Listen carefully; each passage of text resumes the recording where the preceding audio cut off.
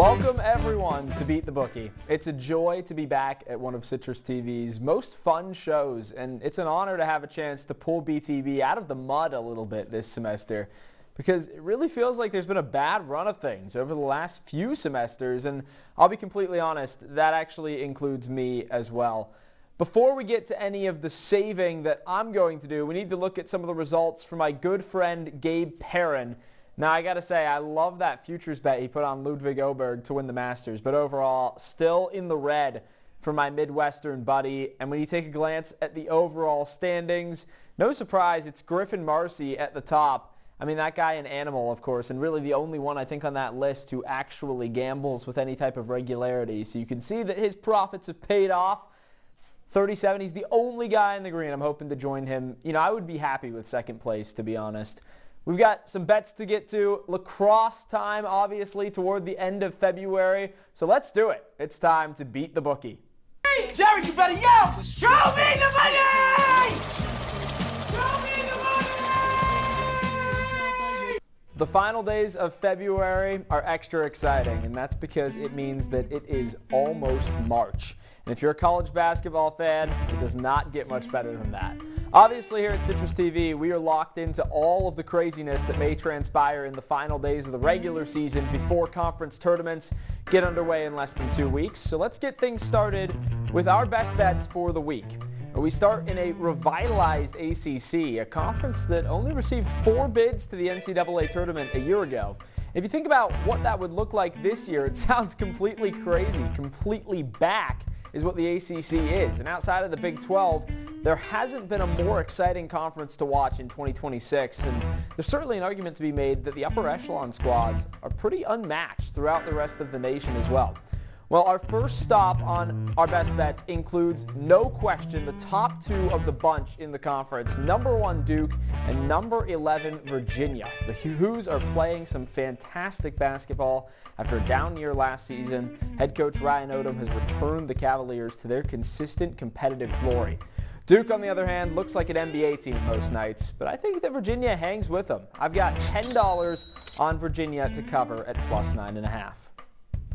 I mentioned the Big 12 earlier, and wow, I don't think you could argue that there has been a more exciting conference to pay attention to this season. On one hand, you've got A.J. Dibonsa throwing down ridiculous posters on a nightly basis, and somehow BYU is 7th in the conference. And that's because of teams like Arizona and Kansas who play this weekend. Arizona's mini 2-game slide was remedied by them grabbing 3 straight convincing wins against 2 ranked opponents in Houston and BYU. And on the other end, Kansas has no question the best freshman and possibly the best college basketball player. The only issue with Darren Peterson, you never know if he's actually going to play. Now, the freshman's dealt with lower body injuries all season, but assuming he's on the floor this Saturday, I think Kansas covers at plus 8.5 for $10. Rounding out our games of the week, we go to Iowa State and Texas Tech. Last week, the Red Raiders got some devastating news. Their leading scorer, JT Toppin, was out for the season with a torn ACL. And some fans may have had doubts that the season was even worth playing out with one of the more electrifying freshmen out, not only in the conference, but in the country. And, well, since then, Tech has moved on to 2 wins against Cincinnati and Kansas State, both by double digits. And that might have been a nice boost for the confidence, but it really doesn't matter against a team like Iowa State, who can shoot the ball with the best of them in the country when they get hot. Give me $10 on the Cyclones at minus 7.5. And let's see what our C-suite, Griffin and Zach, have to say this week. They got my senior picture in there. That's pretty absurd. I don't know how you guys found that. But we're mostly in agreement aside from that Arizona-Kansas game. And I'm not, to be honest with you, I'm a little bit shocked that you guys are taking Arizona minus 8.5. They've had some struggles. 2 losses in a row 2 weeks ago. But Iowa State and UVA, I'm glad we're in agreement there, guys. And you see the record so far this year for the Pickers, 7-7, and the C-suite with a losing record so far this year. All right, let's get into those best bets. Here's what we have for my best bets, and you know that I'm going with some lax. Nothing signifies more of a sicko sports gambler than betting on lacrosse. But come on, it's Central New York, baby. What else do you expect? Let's get it rolling with two titans of the sport, Notre Dame and Maryland. It's been an unexpected, tough 2 weeks for the Terps. First, they traveled to the Dome and had some revenge exacted on them by Syracuse after they knocked them out in last year's Final Four. Then they ran into the Ivy League buzzsaw last weekend and lost to Princeton by 1. Now, that's put them in a spot where they're underdogs to a much weakened Notre Dame team from the past few seasons. Lost their goalie. The attack isn't as strong, no Faison this year, but let's not forget, this is still a John Tillman lacrosse team with a slew of talent. I'm taking $10 on Maryland to cover at +1.5. That seems like free money. Even more free, a DMV battle in the works this weekend. You know I couldn't pass that game up. Virginia and Johns Hopkins, and neither team quite as good as they have been in recent seasons, but these types of games, they just tend to bring the best out in each team. Somehow Virginia is favored in this game, and quite honestly, they just haven't looked that sharp so far this season. Meanwhile, Hopkins took North Carolina to the wire throughout the third quarter and then kind of fell apart in the fourth quarter just a week ago. So I'm going $15 on Hopkins money line at +120. And if you take one piece of advice from me all week, take it for that game. It might be vain to try and pick an underdog of the week in lacrosse after we saw a slew of upsets last weekend, but how can we possibly be so lucky to have back-to-back slates of games that go an unexpected route? Well, I'll tell you exactly how. The Ivy League continues to be a sea of endless possibility when it comes to underdog stories. I know, not something that most of America is accustomed to hearing. Yale and Penn State match up this weekend, and while Yale is coming off of a 5-goal win against a good BU team, Penn State has looked like they lack an identity really all season long. They've got 2 one-score losses already this year. Why not make it 3? I'm putting $10 on Yale money line at +175.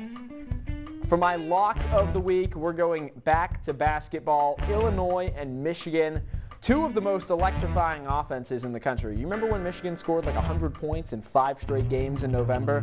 Well, both these teams are averaging more than 85 points per game, so naturally I'm taking the over between these two teams that both love to shoot and score the basketball. Give me $15 on over 157.5 at -112 odds.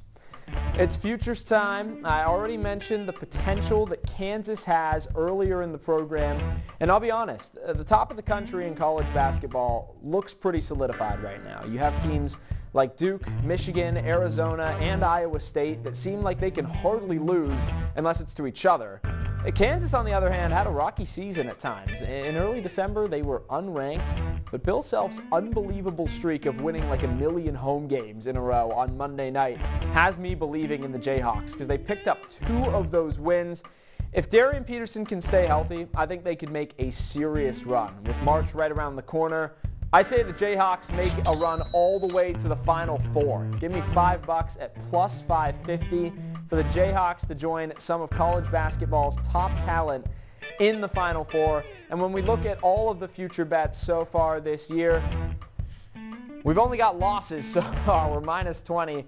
Like I said at the top of the show, I love Gabe betting Ludwig Oberg to win the Masters. Of course, he was in contention when Scotty Scheffler took it home 2 years ago. And we've got, Nate Cunningham with the Dominican Republic to win the World Baseball Classic, and Arnav with UCLA for the women's basketball team to win the national championship.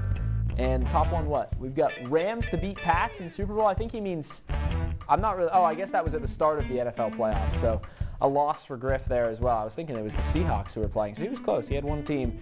But we're hoping to increase that profit margin significantly. All right, let's get over to our parlay. And with the first month of play coming to a close, it's only right that we make this lacrosse themed. Let's start with Navy and BU, one team that lost to Yale last week and one that beat Penn State. The Midshipmen were the team that took the L, but I think it's a bounce back for the Terriers today on home turf. I'll start with BU -2.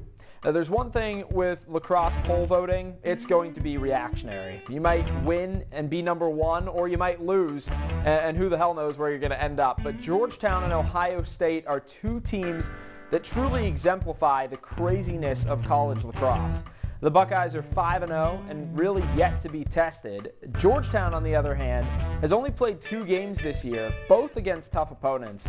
That mainly means it's going to be hard to predict, but I'm taking Ohio State money line to continue rolling with the hot hand early in the season for their first difficult matchup this year. We've already discussed the Ivy League voodoo magic that has percolated through college lax so far this year, but it will not continue into Penn and #1 UNC. The Heels are just a little bit too good for the Quakers to add another upset to the ledger. I'm taking UNC -4 to round out my parlay. So let's recap. We've got BU -2 to cover against Navy. We've got Ohio State +135 and UNC -4 taking on Penn. I'm putting down $15 at +738 odds to win $125.81 for my parlay. And we'll look at some of the others from so far this year. Go through my picks first. Duke and Virginia. I've got Virginia to cover at +9.5. Arizona and Kansas. Kansas at +8.5. Iowa State's going to get it done easily against Texas Tech, who's playing without JT Toppin. That's a pretty tough draw for them. On to the best bets. Men's lacrosse. Maryland to cover +1.5 against #2 Notre Dame. And then rounding it out, Johns Hopkins and UVA. That's a game to tune into if you ask me. I think those are 2 teams that are both hungry for a win. They're going to play pretty hard in a rivalry game. Moving on, we got Penn State and Yale. I think Yale's going to get it done. Penn State off to a shaky start so far this season. Michigan and Virginia, let's take the over in points on that one. Kansas men's basketball to make the Final Four. That's a big if Darren Peterson is healthy. Otherwise, they might be in trouble.